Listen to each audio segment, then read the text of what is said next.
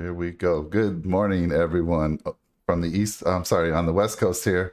Good afternoon on the East Coast, and good evening, I'm sure, somewhere in the world. Welcome to the channel here. Welcome to the Sabre Report, brought to you by the Nickel City Mafia YouTube channel. I'm Mike Thornton, and I'm super excited about this show. It's the first time since the season started. I know my dad and I am, and I'm going to introduce you guys here in a few minutes. But it's the first time before the season started with the Sabres, we did some shows, which was a lot of fun. But because of life, because of children, because of all these other shows we do, including the Buffalo Bill shows, pre and post games, it's been difficult to get a Sabre show in. And I don't have a lot of time to watch the games. I don't have access. I don't have the pass like my dad does. So I'm just checking the box scores every now and then. I'm getting updates from my dad. And so I'm excited about this because it's now going to bring me, let me understand the chemistry of this team, kind of see what the makeup is. We're going to talk about some upcoming prospects later in the show. And we're going to talk about some other things as well. But joining me today for all of this to help us get caught up and really take a temperature on this team is Mr. Sabre himself, SoCalSabre. Yes, that is his tagger name. What do they call that? The gamer tag now these days on Xbox. Yes, my dad plays Xbox, believe it or not. He's been a gamer long before me, and he's actually what got me into it. So SoCalSabre himself, my dad, Bill Thornton. Dad, how you doing today? I'm doing good. Good morning to everybody. It's a little chilly out here in California this morning where I live anyway, but I'm indoors, so I'm doing fine. Yeah, I'm super excited that thanks for joining me today because we've been talking about trying to fit a show in, and now's the time. It just worked out perfectly. I know our Bills play a little bit later this afternoon, and Jake and I did our pregame show earlier in the week because he was traveling. So this was the perfect time. So it's going to allow me to kill some time a little bit before our game that we got to get ready for this afternoon. So Dad, before we get into some things, why don't you tell folks about your channel and how they can reach you? I actually have the link to your channel in the description, so anyone interested in my dad's channel can check it out. But you have your own YouTube channel. So tell the folks a little bit about it and what kind of content you bring. I do various content. I would say the majority of my content is about board games, how to play them, demos, and unboxings to show you the contents. And maybe it helps somebody be a little bit better consumer by saying, oh, that's a little too hard for me, or really, I don't like the components, or something like that. Just to help them out a little bit. And I enjoy board gaming. I'm a board game collector, and I do a lot of research in the war games, especially. I read books and watch movies about it. And I do. I also I'm an 20-year air traffic controller, so I play a game at least once a week called Tower 3D Pro, and it's an air traffic control simulation, best on the market. Kicks my butt a lot of times too, but I'm getting kind of old for that stuff anyway. But anyway, I do a variety of stuff. That's basically what I did. I started this July last year, I think it was, or 2 years ago, and just been having some fun with it. Yeah, when COVID hit, you kind of said, hey, I'm going to be isolated, locked in my home for a while. You're like, what can I do? You always played games and you always had board games and video games, but you took it to the next level. You said, I'm going to start a YouTube channel and put some videos out there. And you've grown the channel nicely. And I love it because it really does bring board games back to the family. I mean, you take a moment and go to the table with your family instead of everyone being on their digital devices. It's kind of cool. It's kind of cool to see. Yeah. Board games are fun. I had family members and friends over yesterday. We played 3 different board games over a 5-hour period, no phones or anything, and no Xbox and that. So that was fun. Yeah, that is super cool. So before we go further into the show, Dad, I got to take care of a little bit of business. We got to talk about our giveaway and our sponsor for the giveaway. Before I do that, if you're new to the channel, give us a like, hit that subscribe button, and put some comments out there. We love to interact. That's why we do live shows. So if you're in our channel joining today, feel free to give us some questions. Feel free to talk about things that some of the topics we're going to be on. See if we agree, disagree. But put the comments out there. We definitely always monitor our comments and we get back to you as soon as possible. So a little bit about our giveaway. If you're new to the channel, then you're going to want to get into this. It's a $500 gift card Fanatics. For Fanatics. And if you're not familiar with Fanatics, It's a place you can go to get all your officially licensed everything. So if you're into sports, this is the place. You can get autographed memorabilia. You can just get a regular jersey. And it looks like, I mean, everyone gives me a hard time about wearing my Nike shirt. So I could use this card and probably go buy some sports memorabilia. But $500 gift card. It's going to, the contest ends next Sunday. Jake and I on our pregame Bill show will be announcing the winner.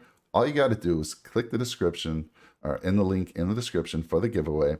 You go there, you put your name, your email. It asks for your date of birth. That's not required, but most people are putting it in anyway. And all you got to do is share a favorite holiday memory of yours. A lot of fun. Been getting some great holiday memories. Some of these things are tear jerkers. I just wish I could just give them the card right then and there. But there's a lot of great memories. Dad, you got any holiday memories that come to mind for you? Holiday? Holiday memory, favorite holiday memory. I guess, I guess one that I have, and I'm going to have it later this afternoon, is when I have family and friends over every year. It's a tradition to decorate my tree. In fact, you've been up in Victorville a couple times to help doing that, and that's a really cool memory. Yeah, we've done it sometimes where we actually on the Xbox we'd get together, we'd Skype while you guys were doing the tree trimming. So yes, that's always an important thing, and I can't make it this year, but I've done it in the past, and it is a lot of fun. So maybe I'll get some. Maybe we'll do a little Skype session on that as well. Okay. So anyhow, put in your favorite holiday memory, and you are going to get in. You got one entry, and then you unlock a bunch of different entries, ways to get entries. So again, don't miss out on this opportunity. It ends this upcoming Sunday, the 19th. So before we go much further, I'm going to give you a little bit of information about the sponsor for our company, Otto, spelled O-R-T-O. So we'll be back in 30 seconds or less to let you hear about this great company and their application. Be right back. 40% of the cars on the road hold a hidden history. With the Otto app, you simply photograph any car, and using our AI license plate recognition technology, you'll instantly have accident, sales, and owner data from multiple sources at your fingertips. If you work in the car industry or are simply buying a used car, use Otto to get the full picture. Search Otto, spelled O-R-T-O, on the App Store.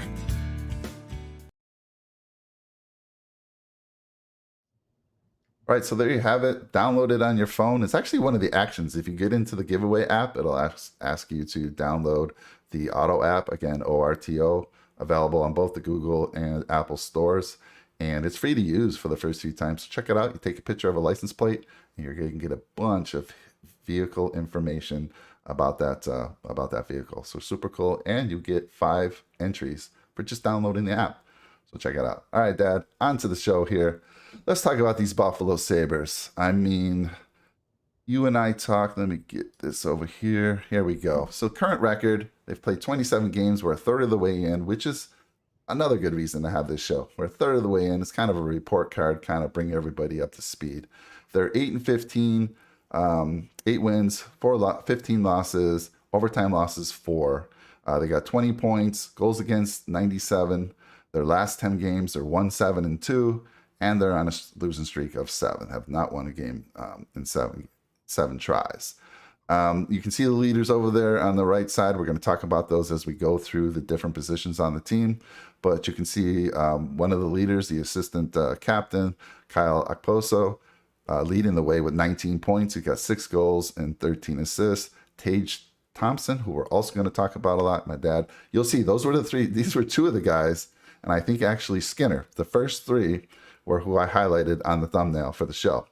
So we're going to talk in detail about those. But Dad, everyone else can see this, and we're going to talk about UPL as well, because even though he doesn't have a win to his name this year, the guy's been pretty amazing. I've watched a couple highlights and some of these saves that he's made, and it's unfortunate that he doesn't have a win yet, but he's going to get that. But talk to me, Dad, about this team. What's your impressions 1/3 of the way through? Well, my impressions are exactly what my expectations were when the season started. I knew that following the exit interviews last year that the Sabres were going to make a go in a different direction. And everybody knows what all the trades they made and everything. But anyway, so I expected this to be, not a very good season. as compared to last year, when we started last year, I thought we were going to really good. We went out and got Taylor Hall and we got Eric Stahl and all of these other guys, and I said, oh, we're going to finally make a push, and they stunk it. So this one's expectations, and then we got a new coach midway through last year, Don Granato, and their record isn't all that good. They really surprised some people in the first 7 games. They surprised the NHL because of the way they play for Granato. They play 60 minutes up and down there, and they got a lot of speed. Yeah, of course, on a few games there are flops, but people get tired, I guess, once in a while. But like the last couple of games, they were up and down, up and down. They played the number 1 and the number 2 team in the Metropolitan Division, and took them both to the bell. And so I like the way that Granato has them playing. I've watched some of the interviews, and you don't know if they're fake or not, but I hope to tell the truth is most every player there really likes Granato as a coach and the way he lets them play. So, you can see it by Kyle Okposo. Kyle came to us back in 2016 as a free agent, and he had scored 25 goals a few times with the Islanders. And then he came to us, got a good contract, and then injuries. And then the last 2 years, I'm not going to blame it on injuries. I'm going to blame it on misuse, because they would put Kyle Okposo. And then last year they put Skinner on the 4th line, getting minimum times, in the last couple of years. Now Granato says, okay, you're a hockey player. Get on that first line or that second line and get out there. And Okposo saying, oh, see what you've missed for the last couple of years? Yeah. He's really setting a great example for the young kids, Yeah, he is a great leader, like you said. He actually was also assistant captain, I think, back in his days with the Islanders as well. So obviously he's got that leadership qualities that everyone wants, and like you said, it's showing. Now, you had mentioned, so one of the things you were looking for this year, you're saying they're meeting your expectations, but you wanted to see no quit in this team. And is that what you're kind of seeing this year? Because last year you felt like there was quitting in that team. They were just kind of giving up and not really fighting their way back. I see this no quit in everything, and even in their losses. Yesterday they were down 2-0 in the third period. The day before, I think they were down 2-1 in the third period. They should have tied it up, but there was a bad call. But they tied. They were up ahead 2-1. They were ahead yesterday. But they're playing Washington. Washington's only got 5 losses in regulation the whole year. Wow! But they don't give up, and I like that, and I think that more fans should appreciate that too. If you're really a fan, you should have known we weren't going to have a real good year this year, but you should love the way they're playing. Yeah, everything that's happening is kind of what we talked about before the season started, Dad, and I'm glad to hear it, because you're seeing it. You see all the games. I know you watch every game, whether you got to record it and watch it later or actual real time. And as long as you're not seeing that quit in them, that says a lot. So that's awesome. Like I said, I saw a quit a couple times, but not, I don't know. I can't. But there has been a few games that it looked like they quit, or they were either tired or confused or something, because they got a lot of young players playing together for the first time. They got players like Cousins and Thompson playing in positions they never played before. That makes sense. All right, well, we're going to get into the positions, and before I do, real quick, I'm going to give out the bonus code for the show. What's the bonus code? Well, it's part of the giveaway. Every one of our videos, our live streams, we don't do videos here. Everything's live. Every one of our live streams has a bonus code. You take that bonus code, you go to the app, enter it, you get 5 additional entries. So the bonus code for today is fireplace. All one word, fire, F-I-R-E, place, P-L-A-C-E. You enter that in the app, you got 5 additional entries. And of course, that's where we hang our stockings. So that's one of the reasons it's a bonus code this time. So put that in and enjoy those 5 additional entries. All right, Dad, let's move on to the centers on this team. So we've already talked about a couple, but let's go in deeper on it. So I'm going to mention them all, Dad, and then we'll go into a few. We're not going to talk about every player in detail, but we'll talk about some of the key guys. Okay. And all right, so we got Tage Thompson, Dylan Cousins, Casey Middlestat, Cody Eakin, and Mark Jankowski. So let's start with Tage. Talk to me about Tage. Well, Tage is playing center in the NHL for the very first time in his career. He came to Buffalo as a part of the Ryan O'Reilly trade. He was a #1 draft pick when he was picked back by somebody else. And he'd been playing the wing and he never really produced. Well, lack of centers. Don Granato said, "Do you ever play?" And he says, "Yeah, when I was a little kid, I played." He says, "Okay, you're going to play center for me this year."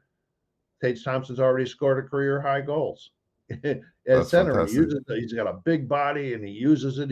Not only is a big body, he's pretty fast on his skates too. So that really helps, Very So nice. I'm glad for him. I've liked him since he first came over. Yeah.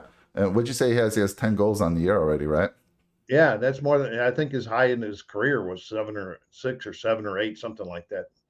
That's fantastic. He's so he was a first rounder in, let's see, he was first rounder drafted by St. Louis in 2016. So you're going to hear this theme. I was talking to you before the show started. We've got a lot of first rounders on our team at some point in time, but yeah, like you said, they don't all work out. But here's a first rounder from St. Louis back in 2016, who's now starting for us on our first line. So pretty cool stuff. Let's talk about Cody Eakin. Got anything to say about Cody? Yeah, Cody, I think he's playing a really valuable place for us. He's a veteran. He's getting up there in age, and he's had a couple 20-goal seasons in his career, but he's not playing that anymore. He's playing more of like a fourth line. He plays a lot of penalty kill. And because of, we got these young kids that are learning the center position, Cody's going in at critical times and taking a lot of the face-offs because we've been hurting this year in face-offs. So he's playing a very valuable part for us right now. And he's just scoring an occasional goal. But, the fourth line, the importance, face-offs, and the penalty kills, he's done a really good job on. Yeah, that's awesome. What's funny is of these 5 guys, centers that I have listed on the slide, he's the only one that was not a first rounder. So all the other 4 were first rounders, which is crazy to me. Cody was a 3rd rounder back in 2009. He was drafted by the Capitals. So yeah, he's a little bit of a veteran. He's 30 years old, and he's been with the Sabres for 2 seasons now. Let's see, let's go to Middlestat because you've talked about him a little bit. He's on IR right now, but talk about a little bit about Middlestat. Yeah, Casey, he's a fun one. He was one of our #1 draft choices, I believe. And, and it's taken him a while to get to the level needed. He finally started to get there last year after Granato took over. I'm going to say after Granato took over, he started to show what he could really, really do. And he was tagged as probably because he's an experienced center to be our #1 centerman this year. 9 minutes into the first game, he gets hurt and misses a whole bunch of games. He comes back for 3 games. He's out again. He just had surgery. But, he was a restricted free agent. We just got him signed before the season for 3 years. So he'll be around a little bit. Hopefully he'll come back, but I hope they don't force him back too early with that injury so it doesn't hurt him again because we're not going to be in the playoffs this year. So yeah, be careful with these guys. Absolutely. Totally agree with you there. So yeah, you're right. He was drafted first round, 8th overall in 2017. So hopefully he's not going to be one of those guys who continues to have the injury bug. It just seems like some guys are more prone to that for some reason. But hopefully he can get back. And I agree with you. Let's play it safe. Obviously, this is a rebuilding year, and we know he's part of that rebuild. So let's play it safe with him. Any thoughts on Dylan Cousins or Mark Jankowski? Mark Jankowski, Calgary missed the boat when they drafted him. Dylan Cousins, that kid is coming up, and he's playing center for the first time in his career also. And he's showing so much promise. He's very quick. He's got a scoring touch. And I guess he's pretty big. Bigger than what I thought he was. I've actually seen him get in 2 fights. Even Rob Ray says, "Hey, that's not the kid that should be fighting," But anyway, a lot of heart. Him and Tage Thompson both shot in the shootout last night. Tage Thompson goes first, beats the goalie, bing, off the post. Dylan Cousins does the second one, beats the goalie, bing, off the post. Gosh. Just bad luck. I think Dylan Cousins is going to be a great prospect. I call him a prospect still. Yeah. In the future for us. Yeah, so he was 2019, you're right. Sabres drafted him first round, 7th overall. And again, you see this theme here where Middlestat was 2017, 8th overall in the first round. And you said Jankowski, the Flames missed the boat. He was a first rounder, 21st overall. But what I'm hearing is you don't think he should have been. But they did play him last night. He's only played 2 games. Okay. All right. And, they put him in the night before last. and then they take him out last night. So must be a reason. For me, from what I see, I don't see enough of him. I don't see enough speed. He's a pretty big guy, Mhm. and that would be nice to have that power being in there. I don't hear his name called very much during the game. Yeah, he's 6'4", 203, and you mentioned Cousins, who you said gets likes to scrap a little bit. He's 6'3", 187, so he's a tall guy, not the heaviest, but interesting that he's Rob Ray's pointing him out as a guy who should be fighting. So a little bit under. You like those 200 plus guys to be scrapping, right? Yeah. All right. Well, that kind of wraps it up on the centers. And again, everyone you see here is somebody that has played on the team this year. If I miss a guy or two, please let me know on the channel. Dad, you can let me know as well if I've missed somebody. Okay. It was real hard to get real good information on all the sites that I use for research, but I think I got a pretty good blend here of everyone that's played at some point. All right, let's move on to our left wingers, Dad. And we got Jeff Skinner, Rasmus Asplund, Alex Took, Anders Bork, and Zemgus Girgensons, and Brett Murray. Woo, say those names fast. It's pretty difficult. So let's start with Skinner, Dad. What can you tell us about Skinner? What I got to tell you about Skinner? His history tells you enough about him. He's been a 20-goal scorer 3 times, a 30-goal scorer 3 times, Wow. a 40-goal scorer once, and he's still young. And then the last couple of years, he doesn't do nothing. Why? And then, because he wasn't scoring a little bit, the previous coach puts him on the 4th line and then scratches him for 3 games. We signed him to a big contract in that. So I told you after Granato took over, I see Skinner right now. I'm glad you put his picture up there. He plays 110% every game, every single game. And I told you, I think at the beginning of the season that with Granato's style of play, I expected Skinner to be back up to like at least 25 goals this year. Nice. He's at a pretty close pace to doing 20 anyway. So, that's also because he's been around for a while. That also is a good example for the other young guys to how to play the game, as quick as you do. And he gets really mad sometimes. He was dropping F-bombs like crazy next to Rob Ray the other day. Ray was trying to get his mic turned off because he didn't. No. Yeah, so he's like you said, he's 29 years old. He was drafted in the 1st round. He was another 1st rounder back in 2010 by the Hurricanes. He was the 7th overall pick. And yeah, it's crazy to me. If he was a 30-goal scorer, 20-goal scorer, and a 40-goal scorer, what are you doing not playing this guy last year? Absolutely insane. But it's good that we have him for that leadership. And I see, looking over this team here, it looks like we got a nice blend of youngsters and some vets there to kind of bring that leadership to the team. Right. Yeah, I think so too. All right. Well, we just need some more scorers. That's all. All right. Well, let's talk about Rasmus Asplund. Okay, he's he's still young. I still consider him a youngster. I think 24. He's under 25. How old? 24. 24. Yeah. Yeah, but he started to come around last year. He shows a lot of promise. He's a go-getter. He plays. He's an everyday player for us. And plays all different roles. He does do power play going. He shows he's got some scoring touch on him, and so I think a good asset right now. Nice. And then Alex Took, he came over for the deal with Eichel, and he's on IR. I don't think he's played a game for us. Is that true? No, not yet. He wasn't forecasted. He had shoulder surgery after last year, and he wasn't forecasted to even be ready to play till mid-December. So, he's skating right now with the team, but he's not contact. Okay, nice.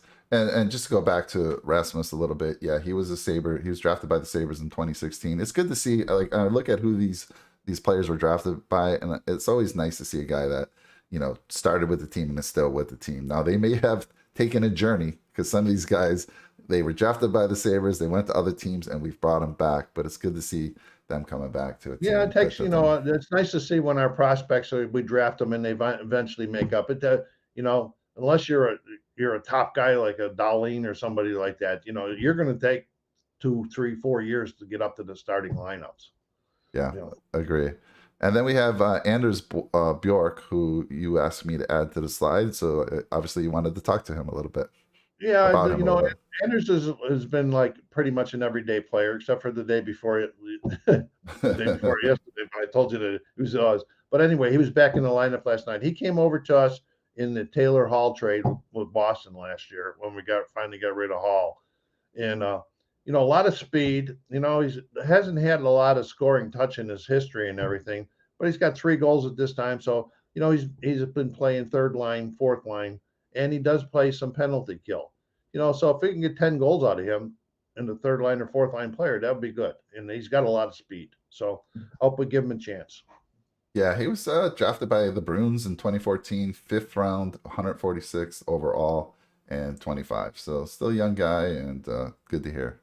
Good to hear that. So then Zemgus Girgensons. Boy, that's a tough name to say. Zemgus, he's our other assistant captain this year. So I don't know if anybody's new to the Sabres. We don't have a captain this year. We have 2 assistants. Okay. And Girgensons is another guy that, he was drafted in the first round. We got one year we had 2 first-round draft choices. I don't remember what it was, and he was one of them. And he's got a semi-good scoring touch. He's good around the front of the net. He's not afraid to get in front of that net and cause havoc and everything. And now then all of a sudden he got labeled, oh, you're a fourth liner. Get in there with Oposo on the fourth line. Get in there and just come out when you need to and do some banging around. But now he's being able to play. Nice. All right. And so that he's another good example, I believe. So Yeah. guys that he's stuck it out, and now Don Granato's giving these guys a chance to play, and it's nice to see them playing. Yeah, so he's drafted by the Sabres, which is good to see. Back in 2012, he's first round, 14th overall. So again, another first rounder that's just took a little while to come around. And I'd have to look to see if he's been on with the Sabres the whole time, or he's been on. He has. He missed all last season, the injury last year. He was out all the entire season. All right, and he's he's got decent size, 6'2", 212. Good speed. Good size, I should say. And Brett Murray. Got anything to say about Brett? Yeah, I do. I was a little bit disappointed when the final cut for the team came that Brett didn't make it. Okay, but now he's back up, and he scored his first goal with his parents the other day in the audience. He's big, and he plays in front of the net. And just before he got called up, he scored in like 6 straight games for Rochester. He gets in front of that net, and he causes trouble. And he gets in the corners, and he's causing trouble because he's a young, big guy, and he's got that scoring touch in front of the net. Dave Anderchuk, 600 goals, something like that. He's like a Dave Anderchuk. Nice. Dave scored 90% of his goals within 3 feet of the goal. You know what? He's pretty much got the same size. He's 6'5", 227. Yeah, so that's much like what Anderchuk was for sure. Yeah. So I'm so happy that he's back up now, because I'm not going to mention their names. It's forcing some of the other guys that I was hoping would leave when Middlestat came back and Murray, get out of the lineup. Yeah, so he was drafted by the Sabres to 2016, but a 4th rounder, 99th overall. So it's good to see him coming up the ranks there with Buffalo. So good stuff. Thanks, Dad. Let's move on to the right wingers. So Victor Olofsson, Kyle Okposo, I don't know how I got his name wrong, but Okposo, and John Hayden, and Vinny Hinostroza. So Dad, talk to me about Victor first. Victor, young guy. I think he's 23, 24, somewhere in that area there. Powerful shot. I mean, especially like last year, the first 8 goals he scored in the season were all on the power play. And he started this season off. He was our leading goal scorer. He got 5 goals, and then he got injured. And then he come back. He hasn't scored, I don't think, since he's been back from injury, but he's got some assists since he's been back. But he's he's got a powerful shot. He proved it even in the shootout. He was the 3rd guy in the shootout, and he just came down and blew it past the goalie.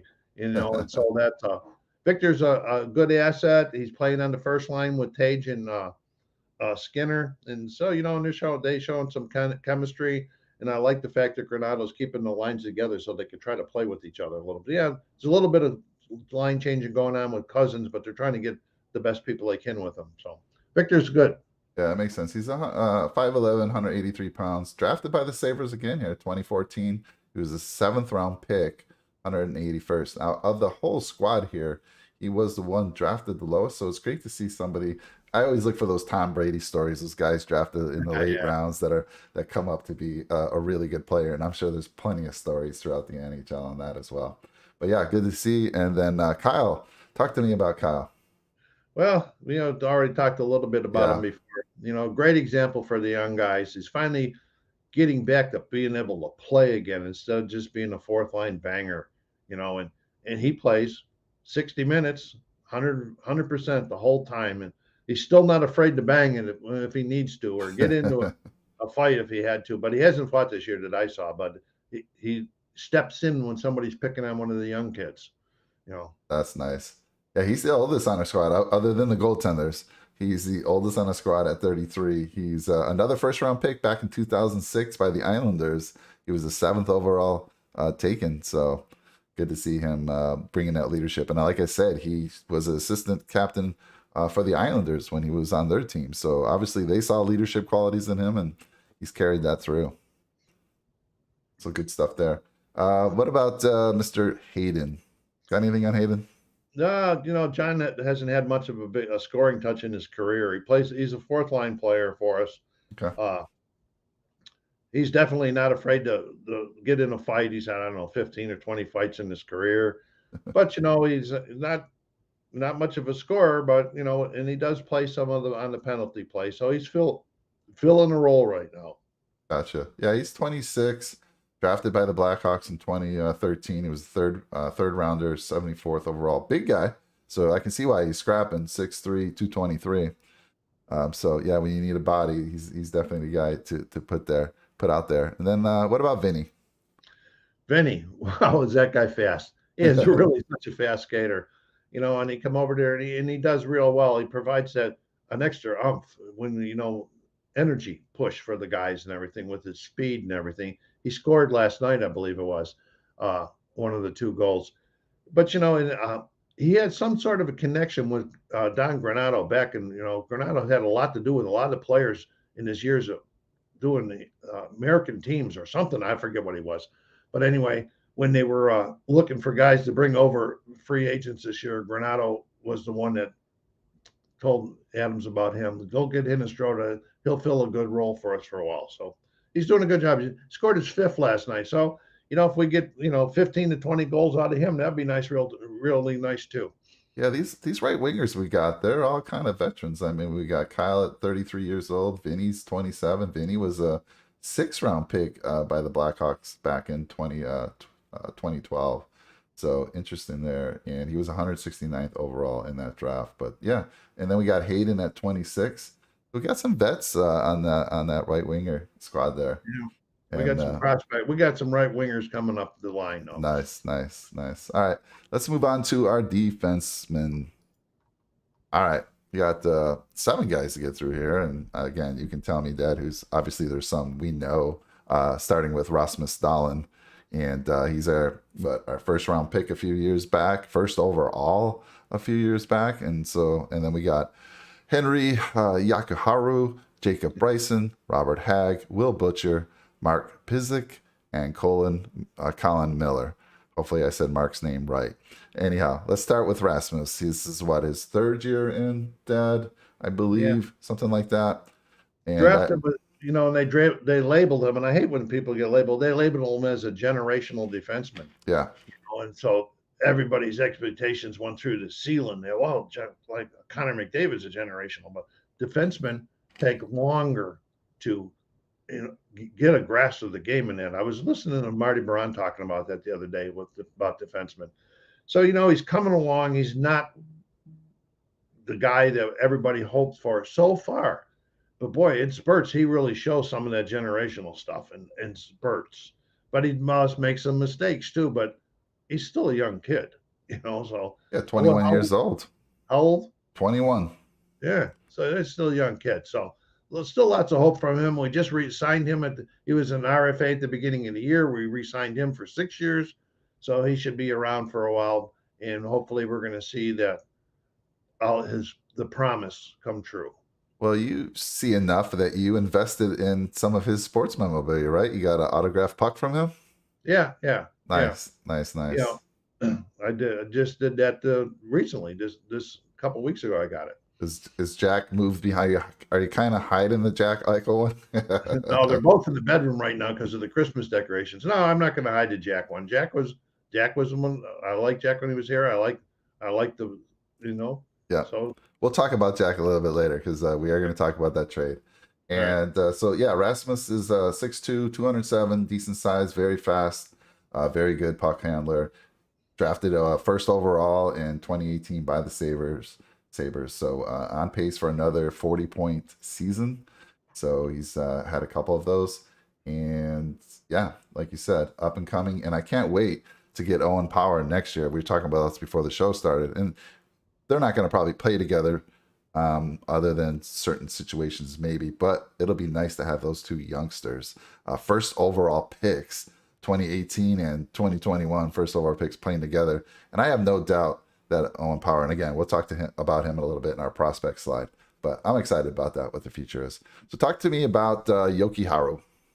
Henry. Okay. He got hurt in the very first game this year and came back too. Henry and Rasmus Dahlin were put together by Granado. They played with each other last year, and they were really an exciting thing because they're both young and everything.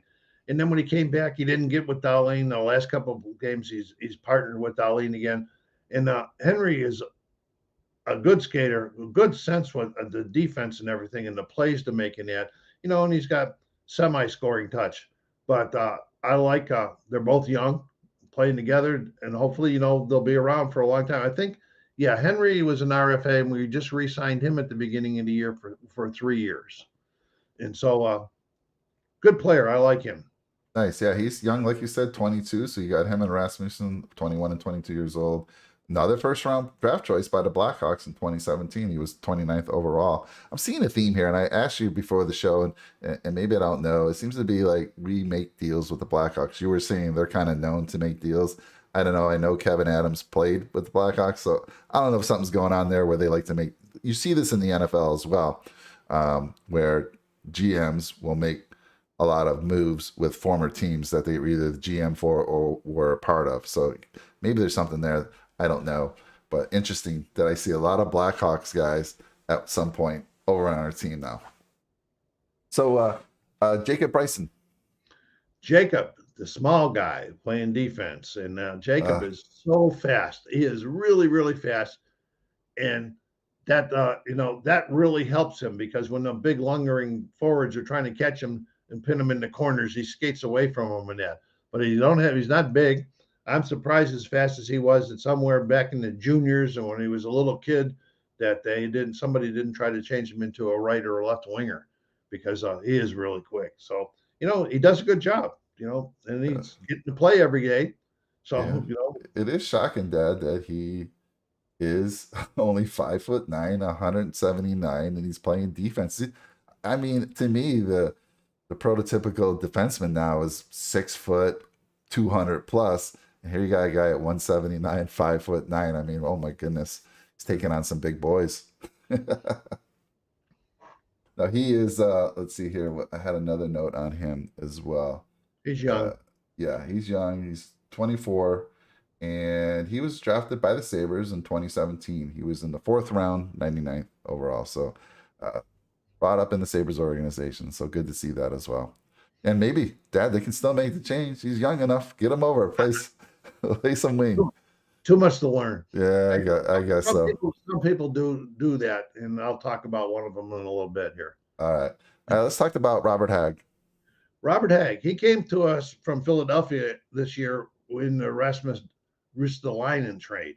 Mm-hmm. And so I was thinking, oh, my goodness, who is this guy? Why are they getting rid of him?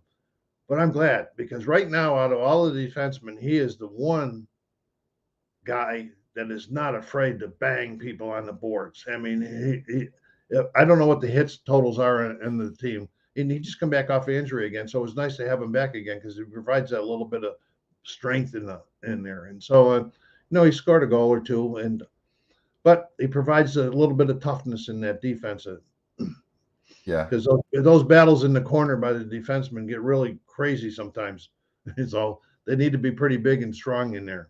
Yeah, he's 6'2", 205. He's got some playoff experience with the Flyers.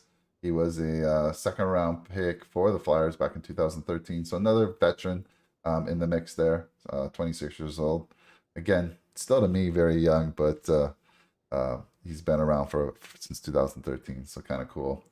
And I think he scored a goal the other night, right? Yeah, 2 nights ago, I think. 2 Nice. games ago. All right, and then we got Will Butcher. Let's talk about Will. Well, Will Butcher, he's a pretty steady guy, and Will Butcher won when he was in college. He won the Hobie Baker Award. Now, the Hobie Baker Award goes to the best college player in the nation. That's like Jack Eichel won the Hobie Baker Award.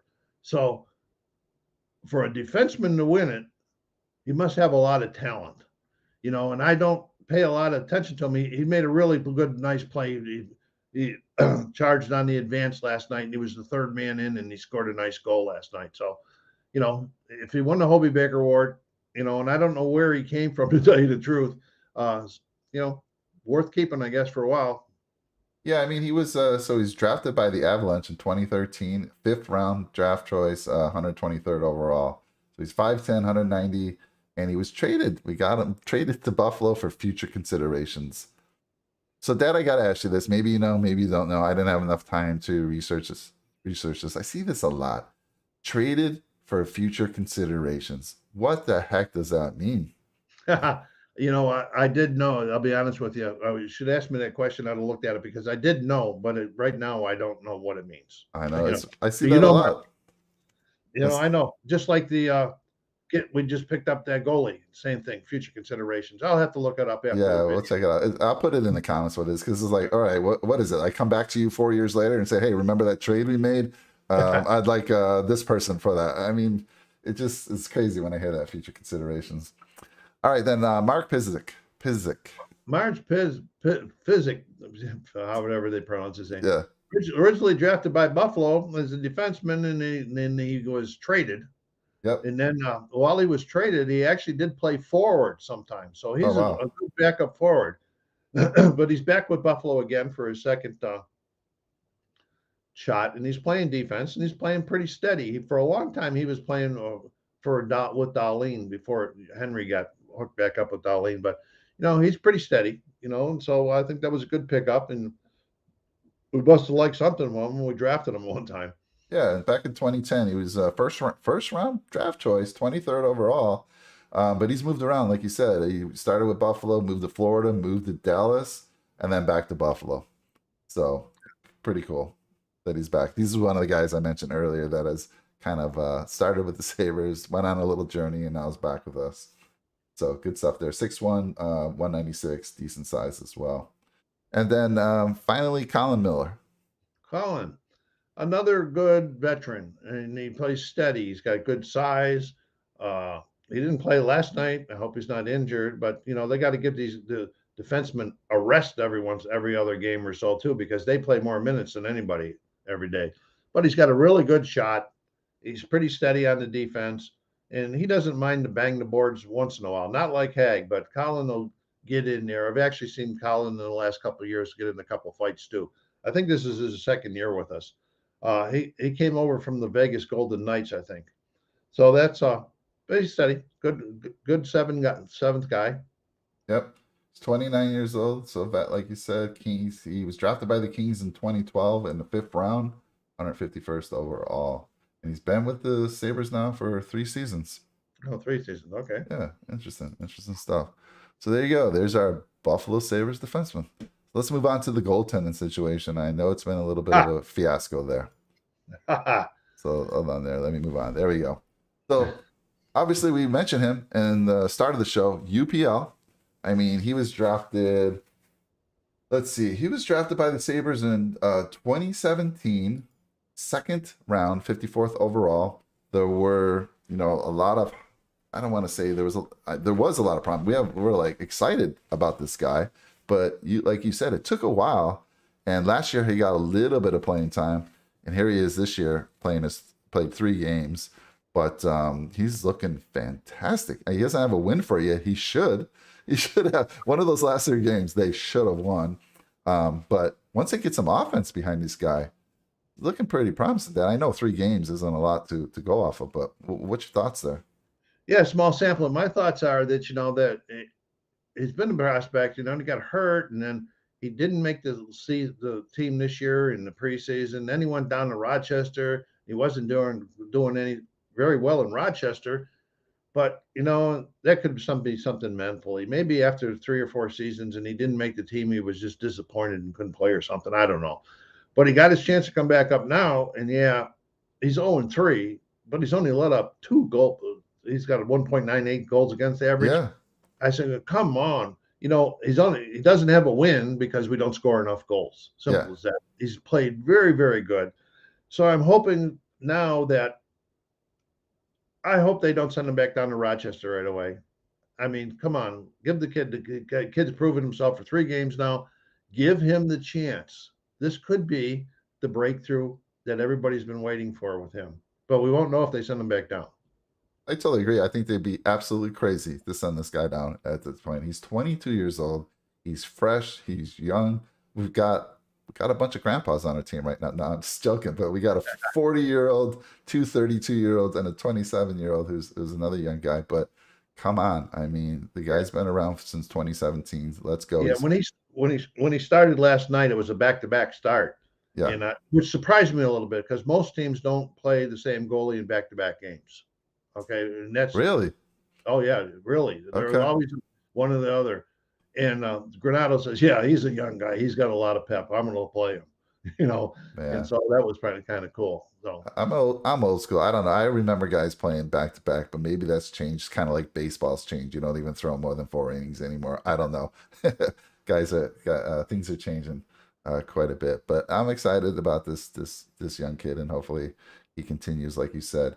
And then let's talk about Craig Anderson. He was the old vet that we brought over.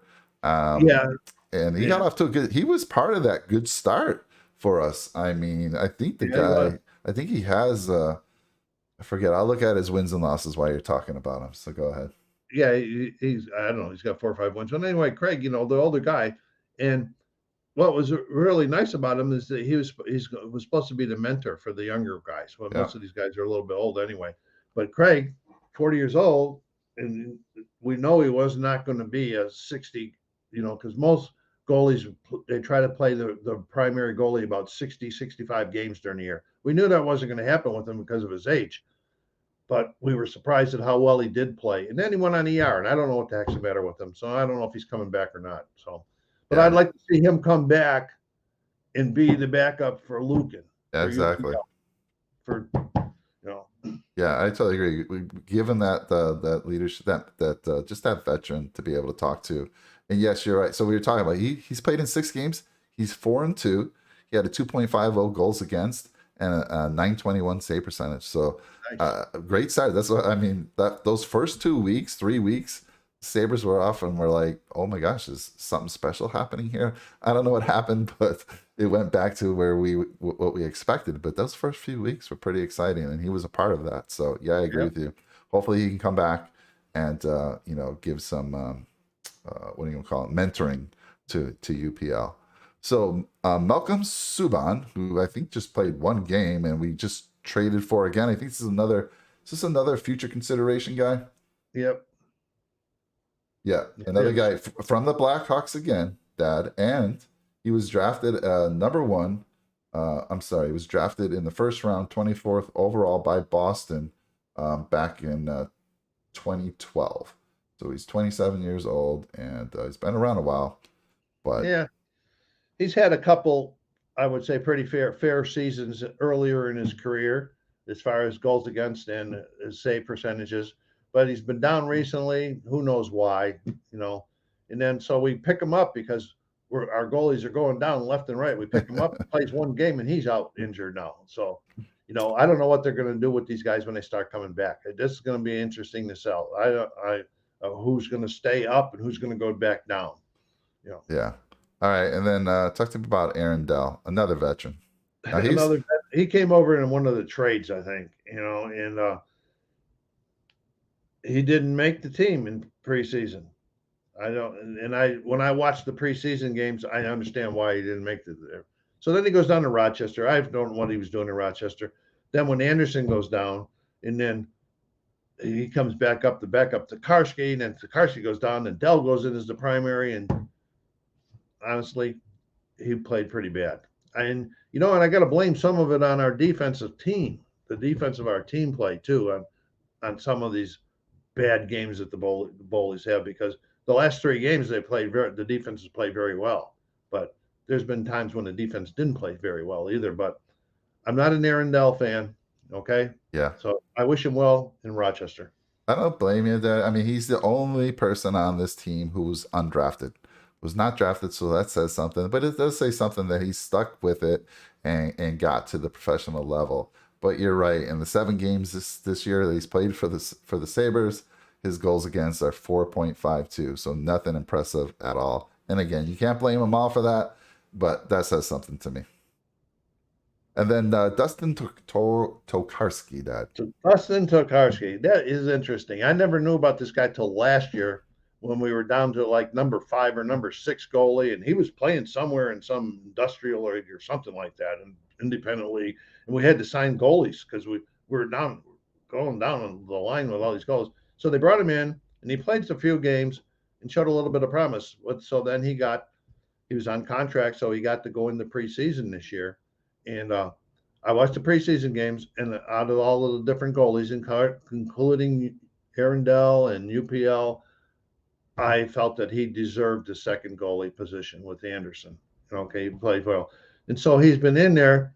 He's out now for COVID. He must have it really bad because he's been out for quite a long time now for COVID. Okay. But anyway, he's in there and he battles. All right. He battles. He makes some mistakes. He's not the greatest goalie in the world, but he gives it his best. Yeah, he's played in 27 games over the past 2 seasons, and he's roughly averaging 3.41 goals against. So like you said, not the greatest goaltender, but he gives it his all. And again, he's played 27 games for us. Now talk to me, Dad, about what is the deal here. Last year you're telling me that we went through 6 goalies. Now we're already through 5, and it's only a third of the way through the season. What are we doing there in Buffalo? What's going on with our goaltenders? I thought goaltending wasn't I mean, I know they need rest, but I didn't realize it's just a high injury position. What's going on? Well, I don't know. I don't know last year and this year. It's not happening at all. It's just something new to you, because when we had Linus Allmark and Carter Hutton for 2 or 3 years, and they were the only 2 goalies. Maybe somebody got up once in a while for something of slight injury or something, but they were the only 2 goalies. But the last 2 years is just like, all right, we're just going to destroy the Buffalo goaltenders for some reason. COVID, of course, you can't. Tokarski's because of COVID, but the other guys are injuries. So I don't know what's happening. I just wish we can get stabilized again. Yeah. That's why I'm hoping why UPL stays up and Greg Anderson comes back. Because if Greg Anderson comes back and the UPL's doing okay, I hate to say it, but Tokarski will probably go down to Rochester, in my opinion. Okay. Anyway. Yeah. I was asking you last night. I forget what I was asking, but it's like being a little old school. I'm used to having the 2 goaltenders make it through the whole season. Maybe you had to reach to a 3rd goaltender, but yeah, it's crazy to me what's happening here on these Sabres and how they get. Now again, we do have some older guys, Dad. So as they're getting older, easy to injure. But UPL got injured last year too, right?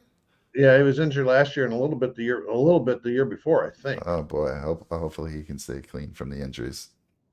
All right, Dad, let's talk about the some of the up-and-coming prospect and give some updates. So okay, well, Owen Power, we don't have to talk about that. He's been all over the news and everything. He's back in Michigan. He played with the big guys last year in the winter. I forget what they call that now. But anyway, he's back in Michigan because he wanted to go back to college. And then going back to college is okay. A lot of guys do it. Yeah. I'd be afraid to play Michigan, though. They got like 5 number 1 draft picks on their team right now. And I think their goalie, and I don't remember his name, I think their goalie's the Michigan or Minnesota or something, is one of our prospects. But anyway, so Owen Power, the first round, he would have made the team this year, but he made the decision to go back to college, go back and have a good time. Yeah. Get some of that college life out. But I'm very excited about him coming next year. I mean, this is going to be a nice ad for sure.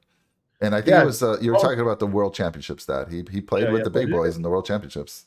It's going to definitely bone up our as big as he is and as good as he is, it's going to bone up the defense, And then we got Jack Quinn on here. Talk to me about Jack.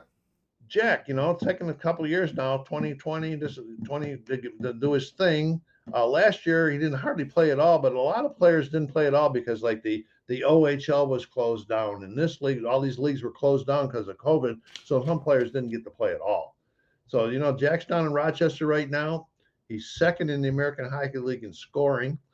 He was the American Hockey League Player of the Month in November, and Jack's that scoring punch I'm waiting for to get up. Because we got to increase our scoring. Yeah.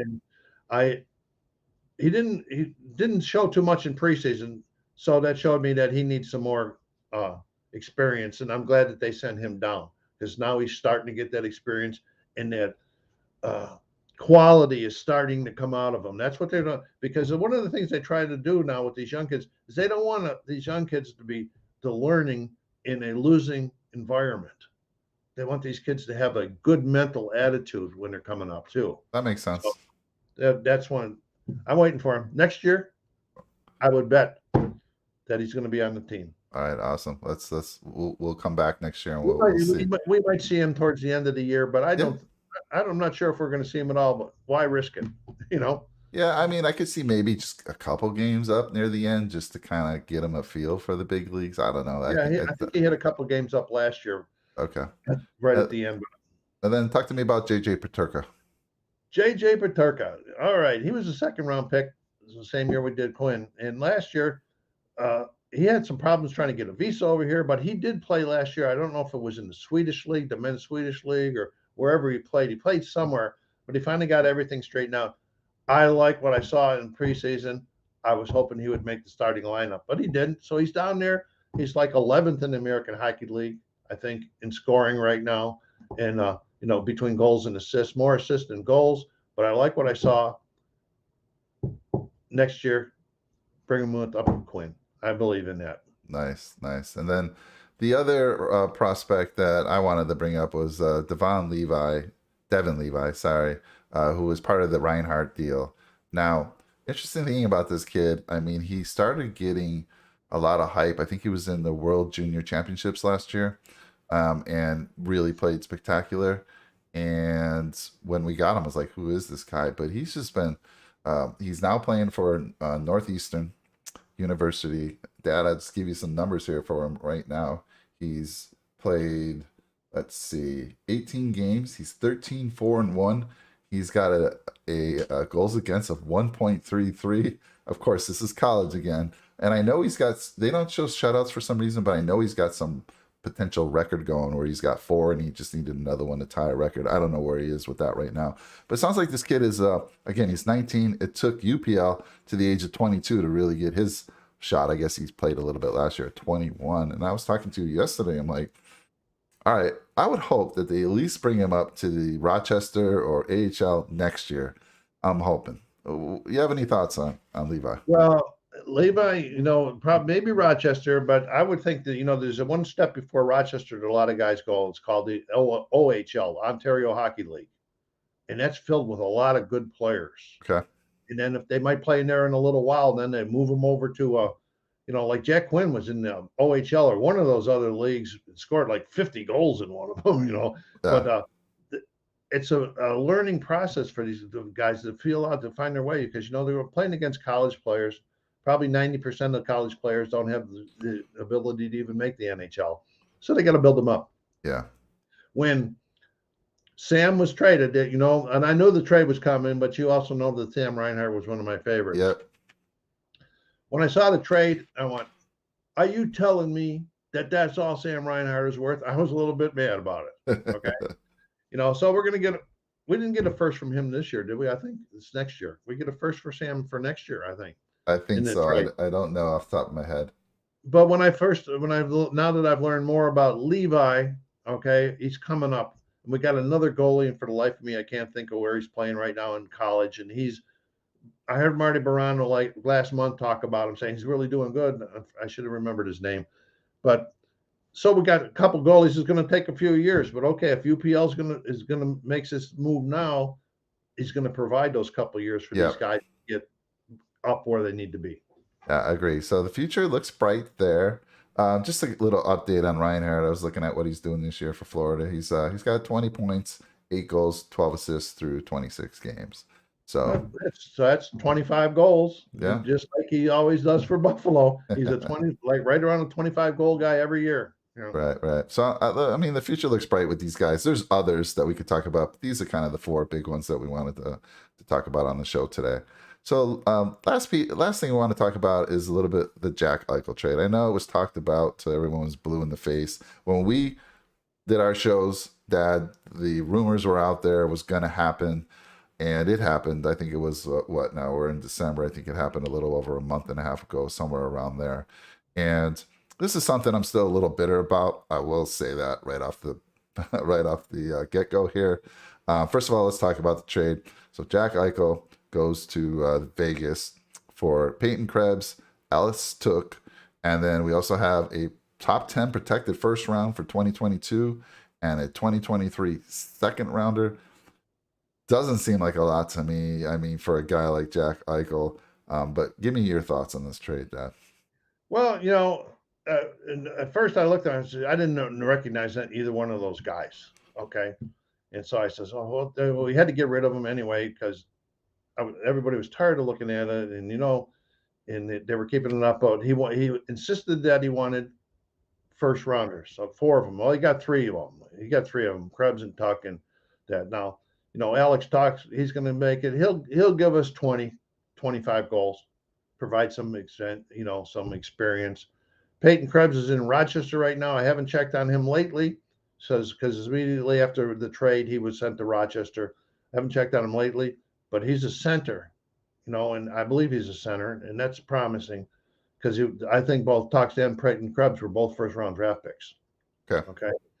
All right, and then we got the first round coming from him. So, in the long run, who knows? If we hit a home, maybe we'll hit a home run with that number 1 draft pick. Maybe Peyton Krebs will come out in his glory when he gets some more experience because he's just a young kid too, and so, it's over. I wish Jack well, and press on. I'll be liking these guys now. Yeah, I have a little more of a comment on Jack, but I wanted to ask you, do you know what this top 10 protected thing means for a first rounder? Yeah, I did know, and I think it means is that if what's his name, wherever he came from, the Golden Knights, yeah, if they were getting a top 10 draft choice at the end of the year, that they would keep it for this year and it would move it. Because the top 10 draft choice, if the lottery stays the same, is the teams that get a chance to do the lottery to get the number 1. That makes sense. I think that's what it means. Yeah, so Krebs, you're right. He was a 2019 first-round pick by the Golden Knights. He was taken 17th overall. And I'm sure if I look up Alex Took here, it'll be the same thing. I'll look that up real quick.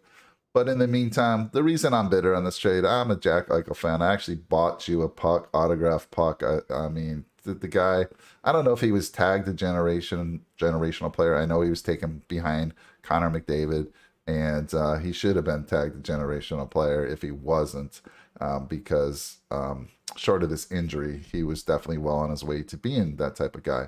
Now, I know you weren't a fan of his leadership. Where I'm bitter about that is the disagreement in the surgery. I mean, I'm a guy who had work done on my back, extensive work done on my back, and I know you have as well. And I'm just like, okay, I get it. I don't know all the details, but there was some guarantee. Like if the Sabres agreed to the surgery he wanted, they weren't going to have any guarantee on the money that they're paying him. I don't know the details on that. But why did the Vegas Knights take the gamble? Is it just because they're in Vegas and they love the gamble? I don't know. They did it. And to me, it's a surgery. He wanted disc replacement. Let me tell you something. If I could take a newer technology and put that in my back now, or use that on my back versus what I had to use when I was a younger kid, I would take it, especially if it's been around for 20 plus years. Now I know, Dad, you're going to say there's not a lot of folks that have done it and they haven't, we don't have a lot of information on it, but it's disc replacement. I know he had the surgery around November 4th. He's already skating again. They say he's going to join the team. Now, that doesn't mean he's going to be contact when I say join the team. He's going to join the team probably in the next 30 days. And it's possible that he could play for them towards the later part of the year and even into the playoffs. So that was where I'm bitter, Dad. I'm like, start using this newer technology. NHL, please look into this. Look into this surgery. I disagree. In most of the teams, there was only about 5 teams in the whole NHL that agreed on that surgery. That's what was holding up the draft. Mm-hmm. I'm paying guy $10 million. I want to know a little bit more. You're not going to be my test case where you're going to come back and be a 5-goal scorer and I'm paying you $10 million. I'm sorry. Plus, you're not going to tell me as the general manager what you did to do. So yeah, I guess the way he handled it, yeah, it rubbed a lot of people the wrong way, especially you, because you're like, he's not a captain, he's not a leader. I get it, but I differ with the opinion, and I respect your opinion, Dad. But we'll see how it pans out. I expect if Eichel resumes playing, I think the Golden Knights they got a steal here. We'll see. That's my prediction. We'll see what happens. I don't think they got a steal because they're going to be paying $10 million for it. So 10 million, and they gave up the I wish him prospects. well. I wish him well. I like his playing. I like Jack being part of the Sabres, but things didn't go right. We knew at the exit interview last year that he was going to be traded. Okay, Yeah. it was a matter of fact. And you say he's skating now. He was skating before the surgery. Yeah. So that skating now means nothing right yet. Yeah, no, I just mean he's already had the surgery. If he would have had the other surgery, the fusion surgery, there's no way he's even skating right now, is all I'm saying. Right. So we'll see. We'll see what works out. And again, I always relate it to the Tommy John surgery. Tommy John surgery, when it first was given to Tommy John, it was like nobody was really thinking it was a good thing to do, but now it's common. So hopefully, we'll see. Things need to change. Look at some of these newer technologies. All right, enough on Jack. We wish him the best. Let's wrap things up, Dad. Again, I appreciate you coming on. Any final thoughts going into the rest of the season? Maybe we'll catch up a little sooner next time. Maybe we'll do a 2/3. We'll check where things are, and we'll have more data on UPL. But any final closing thoughts from you, Dad? Yeah, the only one thing I hope very, very much. We still got a lot of games left in the season. We're only a third of the way through. I hope they keep playing the way they're playing for Granato. Okay, just keep playing, whether we don't win another game at all. And Buffalo Sabre fans, come on, man. Everybody knew it wasn't a good season. Get that $20 ticket and go down there and support them, and because the stands have been pretty empty lately. But anyway, keep playing the way they are, 60 minutes, and providing us some entertainment. We know you're not going to be in the playoffs. It looks like we're going to get a pretty high draft pick for you again this year before it. But, that's all I hope for. Continue playing hard.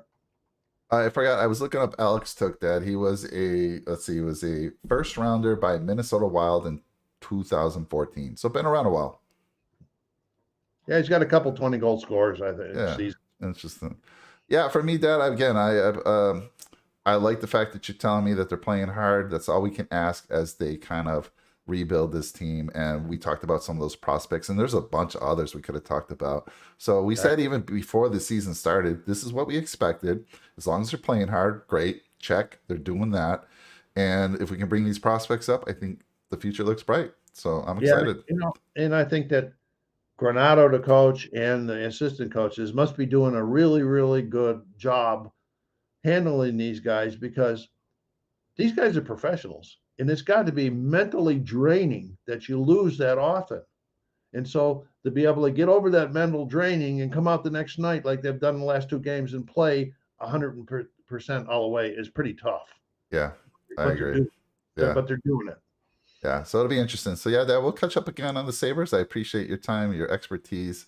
And again, you can the link from my dad's channel is down in the description. Check it out. He talks about board games and some video games, and it's so much fun. It's good for the family, so check it out. He's also SoCalSabre. It's in his name, Mr. Sabre, I call him. If you want to play against him on Xbox, reach out. There's his gamer tag right there.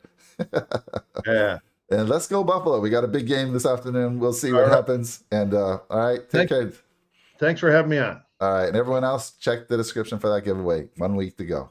All right, everyone, have a good one. Bye now.